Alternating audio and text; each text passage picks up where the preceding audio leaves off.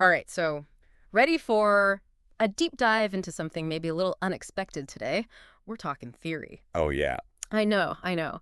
Might not sound like the most thrilling thing, Right. but I swear this research article we're going to dig into, Okay. it argues that theory is so much more important than we give it credit for. Yeah, it really is. Yeah. And it's funny, they open with this like super strong statement, almost like they're, challenging us. They Yeah. say, it's the theory, stupid.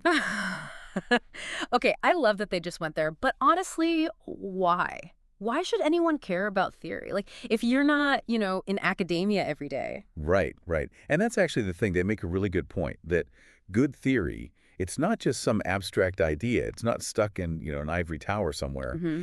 It's about having a framework Okay. to really understand the why behind the what that you're seeing every day at work. Yeah. So, like, imagine this. You're facing some kind of challenge at your job. Mm-hmm. Maybe you're seeing that people are leaving your team. There's a lot of turnover, even Okay. though, everyone always says, oh, we love the company culture and everything. Right. I can see where you're going with this. So a good theory, it wouldn't just say, oh, there's high turnover. Right. It would give you a way to look at it. Okay. Like, are the people leaving the ones who are, your top performers? Yeah. Is there something about maybe the company's performance review system Mhm. that's actually unintentionally, Interesting. rewarding people for staying instead of for, Right. For actually, going above and beyond? yeah, for like their performance. Exactly. That's a great example. So it's like a good theory helps you find the root cause of the problem, not just deal with the symptoms Yes, so you can actually fix it. totally. It's both useful, so it helps you make sense of what's going on, Mm-hmm. but it's also usable. Right? It actually gives you the tools to do something. I'm convinced. Sign me up for team theory. But that brings up a big question, right? Like, what even makes a theory good? It can't just be like any random idea, can it? Oh, definitely not. Yeah. The article goes into this, and they argue that a good theory doesn't just describe something. It actually explains it. Okay. So it's more than just, this is what's happening. Mm-hmm. It's, how is it happening? Yeah. And why? Okay. Like, think about it. Yeah. You probably have coworkers that you think are really good at their jobs, Mm. right? Oh, You see them, you see the results, absolutely. but understanding why they're so good, Yeah.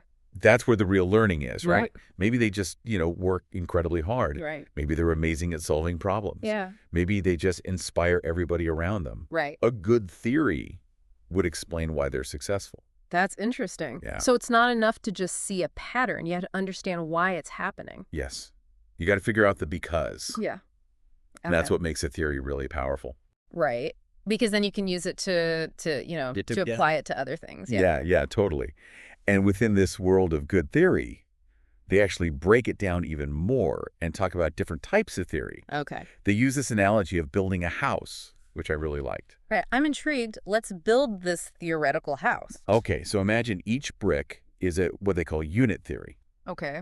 And that brick represents one specific relationship between, ideas. Okay. It's important, but it's just one little piece. Right, right. And then you have what they call programmatic theories. Okay. And those are like the whole house. So you're saying these programmatic theories, like the whole house, they're built by carefully picking which unit theory bricks to use to Yeah. understand something really complex? Yeah, exactly. And if we're sticking with that analogy, Okay. you can't just throw any old bricks up there. Or they Like, have to fit together, yeah. they're going to be chosen carefully. Yeah. Yeah. So the whole thing doesn't fall apart. Like, think about a time you had to, I don't know, solve some big problem at work. Mm-hmm. Maybe there was a process that just Oh, yeah. wasn't working, And or a team that, just couldn't get on the same page. oh, I've been there too many times. Right. We've all been there. Yeah. And in that moment, you probably found yourself breaking the problem down Yeah. into smaller pieces, right? Mm-hmm. Figuring out those little things that weren't working. Right. The individual. Right. Those are like your little unit theory problems. Uh-huh.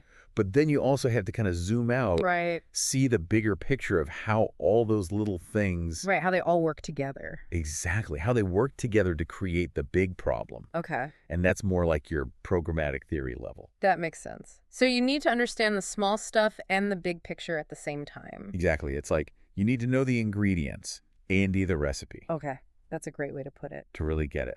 Now, I know what you're thinking. Can you have too much of a good thing? Okay. Can you have too many theories? Well, now that you mention it, I mean, sometimes it feels like I'm drowning in information. Right. Like I've got all these maps, Yeah. but they all lead to different places. That is a super common problem. Yeah. And the article, they actually talk about this. Okay. They say we can get so caught up in making these really complex theories Right. that we forget about the big picture. Right. We forget about keeping things simple Yeah. and clear. Yeah. They call this parsimony, which basically means Okay. a good theory should be as simple as possible, but still explain what it needs to. Okay, so it's like finding the most elegant explanation, the one that cuts through all the noise. Yes, exactly. Think of it like, organizing your desk. Okay. You could have a million sticky notes with ideas everywhere. Right. Or you could have, like, 2 really important documents that summarize everything. Right, and those 2 documents are way better. Right. They both kind of work. Yeah. But one is just so much better, so much clearer. 1,000,000 times better, yeah. Right. Okay, that makes sense, yeah. Okay, cool. I like that. So I have a question for you. Okay. How do we know if we actually need a new theory? Ooh, that's a good question. Right. Like, can't we just stick with the ones we have? Right, because there are a lot of theories out there. There are a ton. Yeah. And this is something the article really digs into. Okay. They say not every research question needs a brand new theory. Okay. Sometimes the theories we have, they just need some, Some tweaks. yeah, like a little tune-up. Right, like software updates. Right, exactly. Like, you Right. don't always need a whole new phone. Exactly. Like, why reinvent the wheel if you can just, Polish it up. yeah, polish it up a little. They actually have this little test. Okay. They say if you're wondering if you need a new theory, ask yourself, so what? So what? Yeah. Will this new theory help us, like, predict what's going to happen better? Okay, yeah. Will it show us something totally new we haven't seen before? Mm-hmm. And will it actually help us solve problems in the real world? Yeah. And if the answer to those is no, Then it's probably not. then maybe it's time to go back to the drawing board. Yeah, reevaluate, yeah. Exactly. Remember, we want our theories to make things clearer, not more confusing. Right, okay, that makes sense. Okay, cool. So, speaking of testing and refining, Yeah. this brings us back to that idea of falsification that we were talking about earlier. Oh, right, trying to prove something wrong. Yes, exactly. Yeah. And the article, they say that trying to disprove theories, it's like the most important part of science. Interesting. Yeah, like we should be testing our ideas, comparing them, Okay. and the ones that don't hold up, Yeah. we get rid of them. We get rid of the ones that don't work. Okay. So it's like a sculptor chipping away at a big block of stone. Oh, okay. They're not trying to add more stone, right? Right. Every time they chip some away, they're getting closer to what they want. To the final product. Exactly. To the masterpiece. To the masterpiece. Okay. And it's the same with science. So it's like this process of elimination Yes. until you get to Exactly. closest to the truth. That's the beauty of science. Yeah. It's not about being right all the time. Right. It's about getting it. Yeah. It's about always learning and getting closer and closer to the truth. Okay. I like that a lot. Yeah. But let's shift gears for a second. Okay. We've talked about all this ideal stuff. Right. The theoretical. Right. But what about like the real world? Mm. What about the pressures of like academia? Yeah. That pressure to publish, to always be working on the next big thing. Right. Even if it's not ready. Exactly. Yeah. How does that affect our search for good theory? Yeah, that's such a good point. I mean, everyone feels that pressure, right? To prove yourself, to achieve. Absolutely. Yeah. And so how does that pressure cooker environment, Yeah. how does that affect, how we do research? Yeah, and that is a super important point. And the article, they actually call it the A is an A problem. The A is an A problem. Yeah, so basically it means that everyone is just focused on getting published in the best journals, Okay. the A-list journals. Right, because if it's not published in those like top journals, Yeah. it doesn't really count as much. Sadly, yeah, that's kind of how it feels sometimes. Yeah. And that creates this pressure to play it safe, Right. right? Like, why would you do risky research Yeah. if it might not get published? Well, you could just do something Exactly. that's easier to get published. Exactly. Yeah, and it's like everyone's so focused on winning, like getting those awards that Yeah. they forget about actually discovering something. Yeah. The thrill of finding something new. Yeah, totally. And isn't that like why people get into research in the first place? Right, that's such a good point. To like find stuff out. Yeah. And the article's point is that this pressure is actually stopping us from doing really good research. Yeah. Like we're afraid to take risks, Yeah. So we end up in this place where nothing really new is happening. Right, because everyone's afraid to, like, step outside the box. Exactly. So, like, what can we do about that? How do we get out of this A is an A problem? Well, the article has some ideas. Okay. One thing they say is we have to change how we judge research. Okay. Instead of just looking at where it's published, Right. like which journal, Right, yeah. we should be asking different questions. Okay, like what? Like, what was the research actually about? Hmm. Did we learn anything new from it? Yeah. And why does it matter? So we should care about the research itself, Yes. not just where it was published. Yes. It's about, like, realizing that amazing research Yeah. can come from anywhere. Right.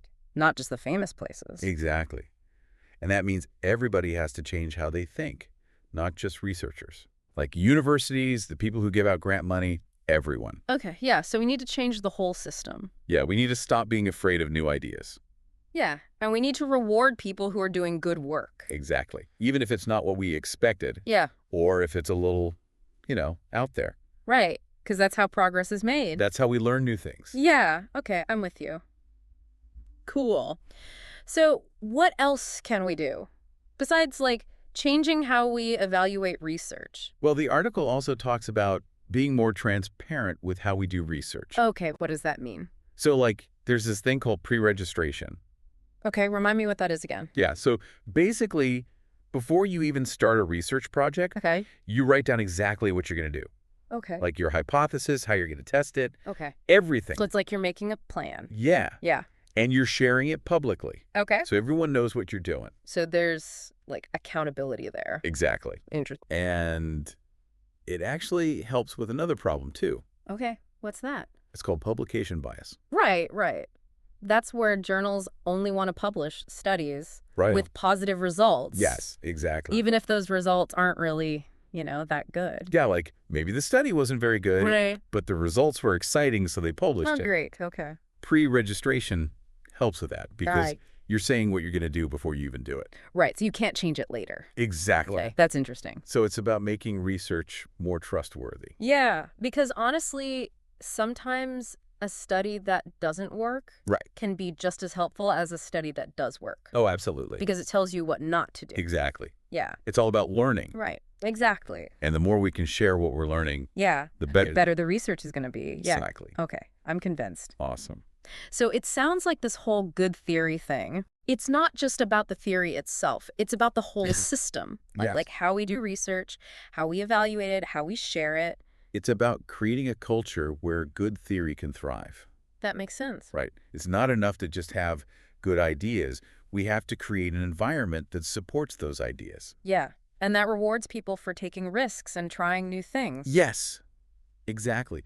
Because remember, a good theory, Yeah. it's not set in stone. Right. Yeah. It's always changing as we learn more. So it's like this ongoing process. Yes, it's a journey.